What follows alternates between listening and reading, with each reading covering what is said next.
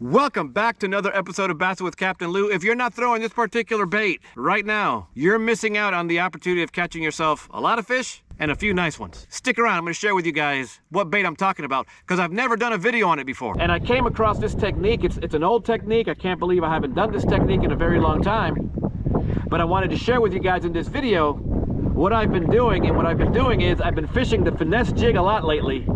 And oh my goodness, have I had a lot of fun with this lure. I ordered a couple of Finesse Jigs from Mike from Seabird Outdoors, and I got myself this particular one and I got myself another one. So I found myself a couple of weeks ago that a cold front just blew through the day before. It was cold. I mean, it was windy. I mean, the conditions were like, man, I was fishing with my buddy Ralph that you guys saw in my previous video, 2 videos ago. And we were out fishing and man, were the conditions tough. I mean, we weren't catching much of anything. We knew the fish were there, but we just couldn't connect with the fish. And I'm like, you know what? I ordered 2 Finesse Jigs from Mike over at Seabird Outdoors. I'm like, let me see if throwing this will make a difference. Folks, let me tell you, holy smokes, the entire outing changed as soon as I started throwing this little Finesse Jig. I mean, right off the bat, the bass started biting. I mean, so much so that Ralph is like, dude, what is it that you're doing catching so many fish so quickly all of a sudden? And I'm like, dude, all I did was change to a Finesse Jig, and I'm going to share with you guys exactly what I did and the gear that I was using that made me so successful on that particular outing and other outings since then. So in regards to jigs, this particular case, it's a Finesse Jig, and the Finesse Jig is a much smaller profile jig. In this case, it has a 1/4 ounce head, and it has a very light wire hook. I don't even know if you can see it. It's a very, very light wire hook. Okay, and like I said, this is very finessey.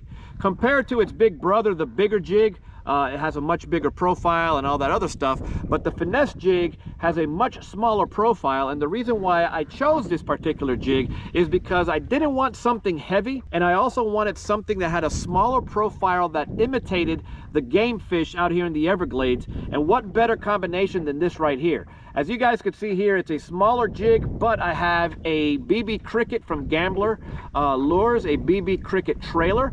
And the reason for that is because I wanted a small crawfish type of a presentation. So right off the bat, I quickly realized that I couldn't fish this particular jig with my traditional type of jig rod.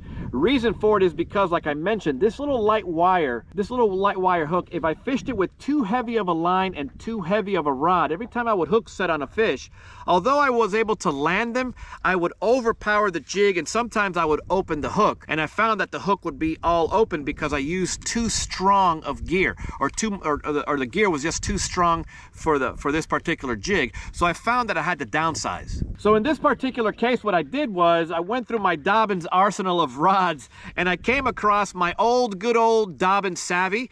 They don't make this rod anymore. They don't make this series of rod anymore. However, this is a 703 rod, which means it's a 7-foot rod, and it's a 3-powered, which means it's in the medium to the medium light category. And I have this right here with my BFS Shimano reel, 15 or 20 pound braid, and I have it on 15-pound fluorocarbon on a fluorocarbon leader. When I made this switch, it made fishing a lot more enjoyable, meaning I was able to stick the fish comfortably, keep them pinned, and because the rod was a 3-powered, it was able to absorb the jig or absorb the fish strike and keep the fish pinned nice and comfortably, and the hook never opened. So when you're fishing a Finesse Jig, you guys have to keep in mind that you gotta use it on lighter gear. Now, when it comes to trailers, like I mentioned to you guys that I used a crawfish type of a trailer. In this case, it's a BB Cricket. It's a very small crawfish type of pattern. And the reason why I went with that is because I wanted to fish along the bottom, and I wanted to give these bass a crawfish type of a presentation, because I'm fishing this Finesse Jig very slowly along rocky or sediment bottom, and I wanted to imitate a crawfish moving along the bottom. And in this case, it proved successful. Choose to, you could give it a little bit more of a swimming type of presentation by using a small grub, or you could use a small finesse type of worm. The sky's the limit as far as the trailer, but try to match a trailer that's going to match the type of fishing you're going to be doing with this finesse jig. Now, when it comes to fishing the finesse jig, and the reason why I've been using the finesse jig out here in the Everglades is I know when people think Everglades, they think swamp, they think heavy vegetation, they think a lot of grass and all that good stuff. And yes, you're not wrong. Some areas of the Everglades, it has a lot of vegetation. However, a lot of our areas down here in the Everglades have a lot of rock on the bottom and consist of a lot of rock and sediment and all that good stuff. We also have trees and logs and all that other stuff. So we have a very diverse ecosystem down here in the Everglades, and the finesse jig will shine in a lot of these presentations.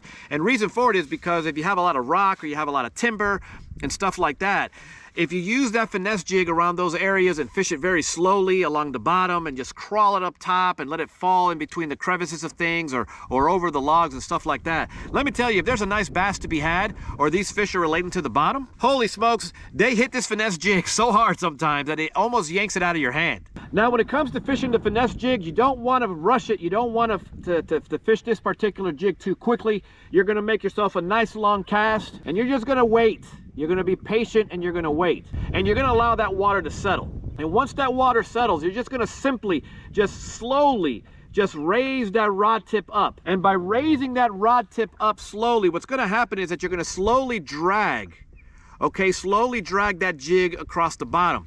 And it's going to go ahead and hit some rock. It's going to make some noise. But you're also going to make this little crawfish come alive, and its tentacles are going to start moving along the bottom. And every once in a while, instead of dragging it, you can just give it a hop. And it'll just hop like that, and you'll find that the crawfish will be in a defensive position like this along the bottom. So sometimes if you do a drag to hop type of combination, but maintain that bottom contact, you're going to find that you're going to drive some of those bass crazy, and they're going to go ahead and grab that jig, and you're going to have a blast.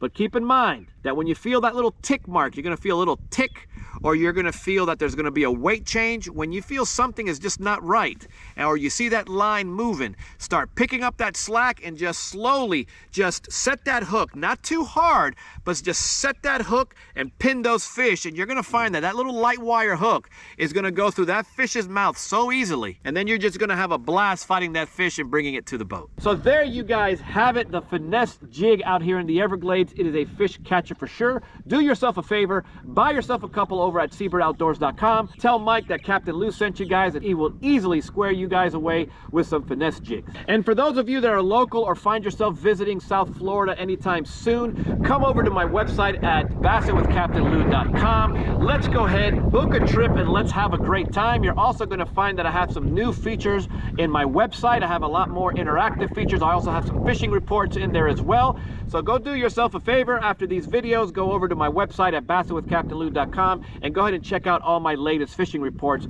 for out here in the Everglades. Like this video, share this video, better yet, subscribe. The community is growing. You guys want to go ahead and check out this Thinking Outside the Box video, go ahead and come over here and click over here. You guys want to see some of my other fishing videos, go on over there. I appreciate you guys for watching, and I'll see you guys again soon. Take care of yourselves.